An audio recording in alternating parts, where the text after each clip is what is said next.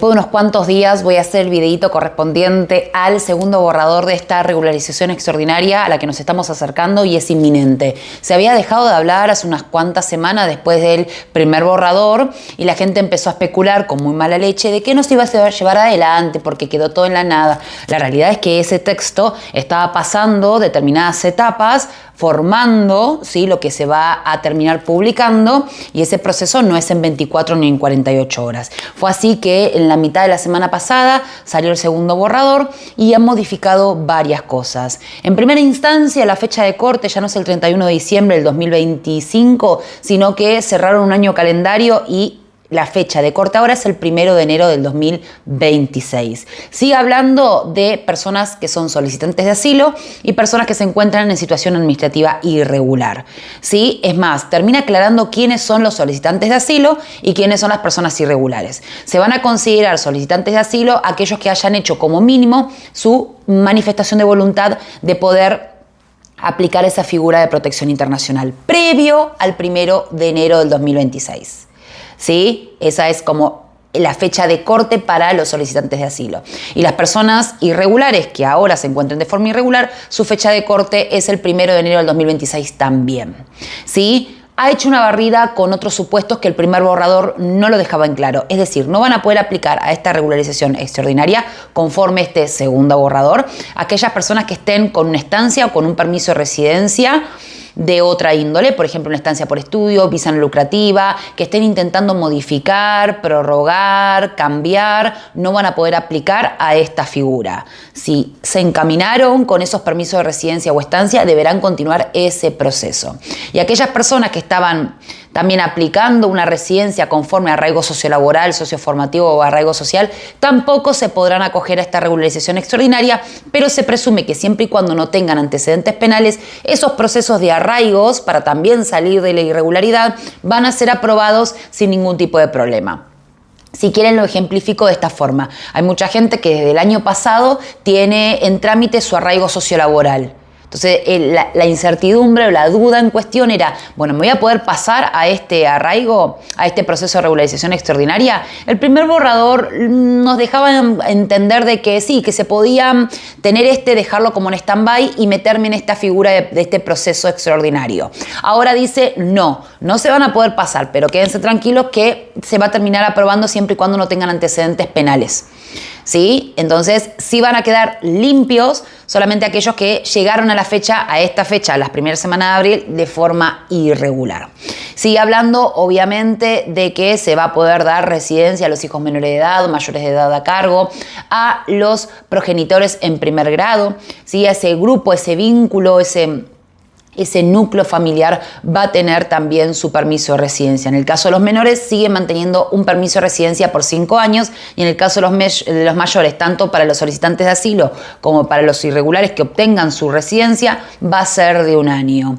También clarifica cuáles van a ser los requisitos para al año poder renovarlo o, en el peor de los casos, prorrogarlo. Es decir, se va a exigir que la persona trabaje, ¿sí? Y en el supuesto, para poder renovar, y en el supuesto de que no trabaje porque no haya conseguido empleo, bueno, la realidad es que va a tener que cumplir determinados parámetros y requisitorias para demostrar que intentó insertarse laboralmente, por ejemplo, estar dado de alta en los servicios de empleo.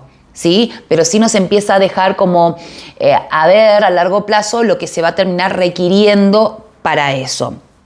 También es importante que en la disposición transitoria sexta, que es la que habla de los irregulares, la quinta habla de los solicitantes de asilo y la sexta habla de los irregulares, que van a tener que aplicar en cualquiera de los 3 supuestos que se mencionan. Esos supuestos son haber trabajado o contar con un contrato de trabajo, y esto es lo que genera mucha duda. Hay personas que tienen un dador de empleo, entonces podrían presentar su contrato de trabajo. El supuesto número 2 es tener hijos menores de edad a cargo. ¿Sí? Entonces ya no haría falta el primero, sino que se podría meter por el segundo. Y el tercer supuesto es acreditar la situación de vulnerabilidad que acarrea la irregularidad. Entonces hay muchos que dijeron que tendría que ir a hacer un informe de inserción social en los servicios sociales. No, porque 2 renglones más abajo nos aclara de que se consideran que revisten esta situación de vulnerabilidad todas las personas que se encuentren en situación administrativa irregular. Esto es lo que dice a grandes rasgos el segundo borrador. Después se hacen un par de modificatorias de algunos articulados que tiene el reglamento de extranjería, que se sancionó en el año 2024 y se puso en marcha en el año 2025, como que de paso y cañazo empezaron a arreglar algunas cositas que tampoco quedaban tan claras, pero es importante que entiendan de que esto es un segundo borrador. Seguramente haya un tercer borrador, ¿sí? Porque se cree que esto va a estar con el texto definitivo finales de marzo, ¿sí? Y el tiempo desde la publicación a que se puedan presentar los trámites va a ser muy corto. Así que importante mantener la calma, importante seguir como hasta ahora. El que tiene un proceso en trámite lo sigue en trámite, porque hay mucha gente que pensó, bueno, voy a desistir. No, no desistas. Si tenés una estancia por estudio, si tenés una visa por búsqueda de empleo, si tenés una visa no lucrativa, si estás queriendo modificar, renovar o prorrogar estos tipos de permisos de residencia a la que has aplicado oportunamente, no desistas ni nada, porque no vas a poder acogerte a esta regularización extraordinaria. Aquellos irregulares que en su momento el año pasado con el nuevo reglamento pudieron aplicar a solicitar un permiso de residencia mediante un arraigo sociolaboral, social o socioformativo, continúan, ¿sí? No van a poder acogerse a este proceso de regularización, pero se presume de que van a terminar siendo aprobados favorablemente sin ningún tipo de requisitoria previa, siempre y cuando no tengan antecedentes penales. Por ende, sigan con su proceso. ¿Está? Y entender de que puede haber alguna que otra modificatoria, pero yo creo que los estamos perfilando ya para el texto definitivo. ¿Sí? Otra cosa que me acabo de acordar es que se solicita una permanencia ininterrumpida, ¿sí? Los 5 meses previos a la solicitud de este proceso. Bien, esto es más que nada para aquellas personas que son solicitantes de asilo que quizás se han ausentado de España en los 5 meses previos. Bueno, importante que no lo hagan o que ni se les ocurra hacerlo, porque sí puede ser una causal, ¿sí? De que se desestime esa intención de regularizarse con este proceso si hay salidas prolongadas del territorio español. La permanencia tiene que ser de forma ininterrumpida, no continuada. Parecen sinónimos, pero no son sinónimos, ¿sí? Y por último, por favor, tengan en cuenta tener un pasaporte en condiciones, que no esté manchado, que no esté roto, que esté vigente, que no esté pronto a vencerse, que no se les venza justo en el medio. Por favor, sean prolijos respecto a su documentación para presentar. Y por último, tengo que aclarar, porque es algo que me da un poquito de urticaria, que no es una regularización masiva, es una regularización extraordinaria. Parecen sinónimos, ni siquiera son sinónimos.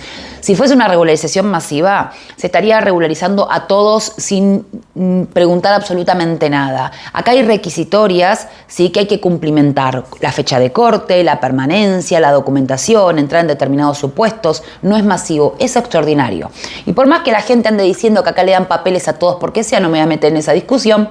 Si fuese masivo sería mucho más amplio, ¿tá? Y no es.